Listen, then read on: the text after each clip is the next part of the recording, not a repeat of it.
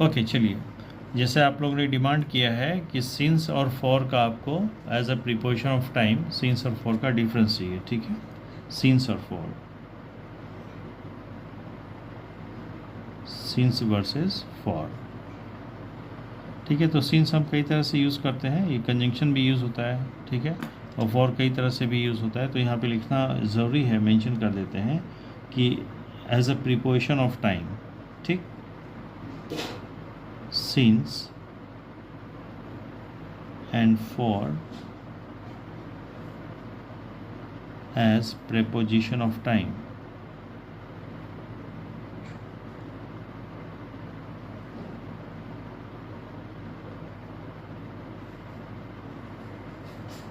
ठीक है। पहली बात तो ये है कि जब ये दोनों ही प्रीपोजिशन ऑफ टाइम हैं तो जो टाइम होता है वो प्रेजेंट, पास्ट, फ्यूचर, तीन तरह के टाइम होते हैं। तो सिंस या for as a preposition of time जब यूज़ होते हैं तो they always join past time. तो ऑब्जेक्ट के फॉर्म में जो आगे टाइम दिया जाएगा इनके, वो हमेशा पास्ट का टाइम होता है, ठीक है। ओके, तो इसको हम कहेंगे preposition of past time, preposition of past time, ये दोनों के लिए है, हाँ, प्रीपोजिशन ऑफ पास्ट टाइम। अब असली आप लोगों का जो डाउट था वो ये था कि सर सिंस और फॉर में क्या अंतर है, मतलब कब सिंस को यूज़ करेंगे, कब फॉर को यूज़ करेंगे। तो फर्स्ट पॉइंट तो ये है कि जो दिया गया टाइम होगा, जैसे अगर मैं कहूँ मैं कहूँ एक एग्ज़ाम्पल लेकर के कि आई हैव बीन टीचिंग, ठीक है, फॉर 1 आवर, या इसी सेंटेंस को हम ऐसे लिख सकते हैं, I have been teaching since 7:15 PM, ठीक है। तो यहाँ पे जो 1 आवर लिखा है, 1 घंटा, और हिंदी के अकॉर्डिंग यहाँ फॉर जो है से का ही सेंस देता है, ठीक है। हिंदी के अकॉर्डिंग ये सिंस भी जो है से का ही सेंस देता है, और हिंदी के अकॉर्डिंग जो फ्रॉम होता है वो फ्रॉम भी किसका भाव देता है, हिंदी के अकॉर्डिंग से का ही भाव देता है, ठीक है। तो अक्सर क्या होता है कि ऑर्डिनरी तौर पे जो जिन्होंने इतना बेसिक ग्रामर नहीं पढ़ा है वो क्या करते थे, से के भाव में फ्रॉम ही लगा देते हैं, जबकि फ्रॉम जो है एज अ प्रीपोजिशन ये या तो ओरिजिन ऑफ टाइम होगा या ओरिजिन ऑफ प्लेस होगा। ओरिजिन होगा तो बिगिनिंग होगा, पास्ट नहीं हो सकता है, ठीक है। यहाँ पे 1 आवर जो टाइम दिया गया है ये एग्जैक्ट समय को बता रहा है कि समय काल को बता रहा है, पीरियड ऑफ टाइम बता रहा है, रेंज ऑफ टाइम बता रहा है। जवाब दीजिए आप लोग। यस, पीरियड ऑफ टाइम बता रहा है। तो जब यहाँ पर जो टाइम दिया गया है वो पीरियड ऑफ टाइम है, पीरियड ऑफ टाइम है, तो पीरियड ऑफ टाइम के लिए हम किसका यूज़ करेंगे, फॉर का यूज़ करेंगे, पर हिंदी के अकॉर्डिंग ये से का ही भाव देगा। तो ये मीनिंग क्या दे रहा है, I have been teaching for 1 hour, मैं 1 घंटे से पढ़ा रहा हूँ, यानी कि अभी भी पढ़ाने का काम चल रहा है।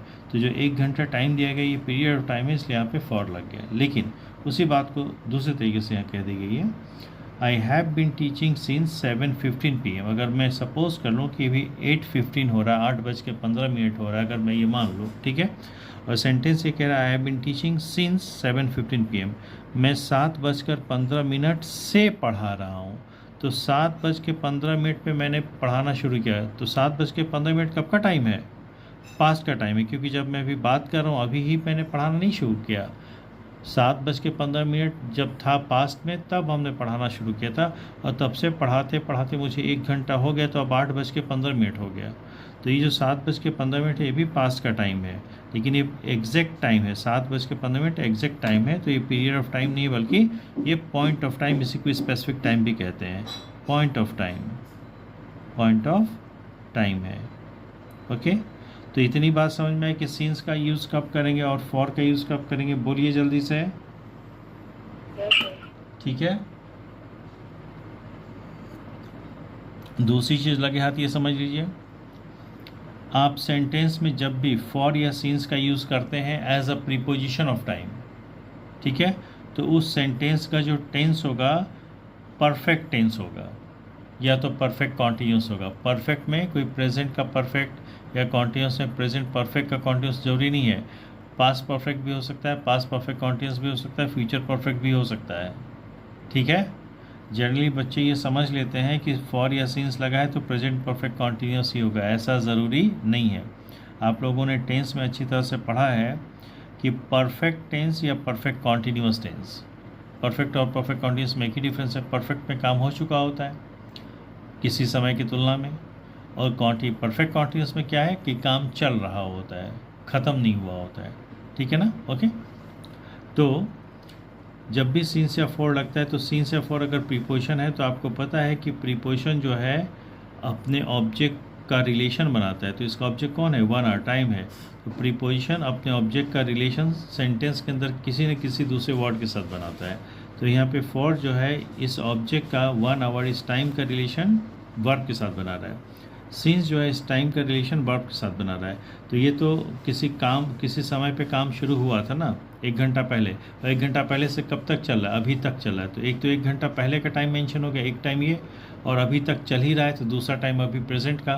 तो पास्ट और प्रेजेंट दोनों टाइम का रिलेशन बनाया। तो जब भी किसी भी सेंटेंस में 2 टाइम का रिलेशन बनेगा, तो उस सेंटेंस का जो टेंस होगा वो परफेक्ट होगा, या लगातार चल रहा है तो परफेक्ट कॉन्टीन्यूअस होगा। ठीक है, यही वजह है कि जब भी आप सेंटेंस में फॉर या since as a preposition of time use करते हैं, तो उस सेंटेंस का जो टेंस होता है वो या तो या तो परफेक्ट होगा या परफेक्ट कॉन्टीन्यूअस। किसी का भी परफेक्ट हो सकता है, किसी का भी परफेक्ट कॉन्टीन्यूअस हो सकता है। क्यों? क्योंकि सिंस या फॉर लगते ही उस सेंटेंस में 2 टाइम का रिलेशन बन जाता है, और किसी भी सेंटेंस में जब भी 2 टाइम का रिलेशन बनेगा, तो उस सेंटेंस का टेंस या तो परफेक्ट होगा या परफेक्ट कॉन्टीन्यूअस होगा। ये बात आपको समझ में आ गई? ओके, अब देखिए जो सीन्स, अब जैसे हम लिखे मॉर्निंग, इवनिंग, ध्यान से देखिए, मॉर्निंग, इवनिंग, नून। ठीक है, ये देख के लग रहा है कि पीरियड ऑफ टाइम होंगे, लेकिन ये पॉइंट ऑफ टाइम कंसीडर होता है, इसलिए इनके पहले हमेशा क्या लगता है, सीन्स लगता है। ऑलराइट, ठीक है। अब अगर हम कह दें 1947, तो 1947 एक स्पेसिफिक ईयर है, तो ये एक पॉइंट ऑफ टाइम कंसीडर होगा, इसलिए यहाँ पे क्या आ जाएगा, सीन्स आ जाएगा। ऑलराइट, लेकिन अगर यहीं पे हम कह दें 2 डेज या 1 डे या अ डे, तो अ डे का मतलब एक पूरा दिन भर, 2 डेज़ का मतलब 2 दिन, पूरा दिन। ठीक है, तो ये जो है कोई एग्जैक्ट टाइम नहीं बता रहे, स्पेसिफिक टाइम नहीं बताया, तो यहाँ पे क्या आ जाएगा, फॉर आ जाएगा। ऑलराइट, एक पॉइंट आपको मैं बता दूँ, जैसे मंथ में लगता है कि जो है पूरा 30 दिन है। वीक में लगता है कि 7 दिन है, लगता क्या है, होता ही है। लेकिन उसमें एक चीज़ का ध्यान दीजिएगा, ठीक है। अगर यहाँ पे आ गया लास्ट वीक या लास्ट मंथ या लास्ट ईयर, इसको समझने की ज़रूरत है। जब आप कहते हैं लास्ट वीक, लास्ट मंथ या लास्ट ईयर, यानी कि जब पिछला हफ्ता समाप्त हुआ है, या जब पिछला मंथ समाप्त हुआ है, या जब पिछला ईयर समाप्त हुआ है, तो पिछला सप्ताह किसी पर्टिकुलर डे पे समाप्त होगा, पिछला मंथ जो है किसी पर्टिकुलर डेट पे समाप्त होगा, पिछला ईयर जो है एक पर्टिकुलर टाइम पे समाप्त होगा। तो ये स्पेसिफिक टाइम को बताते हैं, इसलिए, ठीक है ना, लास्ट लगने की वजह से स्पेसिफिक टाइम हो गया, ठीक है। इसलिए यहाँ पे क्या लगेगा, सिंस लगेगा। लेकिन अगर बच्चे ध्यान नहीं देंगे तो एग्जाम में उनको लगेगा वीक की बात हुई, मंथ की बात हुई, तो इसमें तो कई दिन है, तो एक पीरियड ऑफ टाइम वो मान लेंगे। लास्ट का मतलब भी समझिए, सिंस लास्ट वीक यानी कि जब पिछला सप्ताह या तो शुरू हुआ है या ख़त्म हुआ है तब से अब तक, ठीक है ना। लेकिन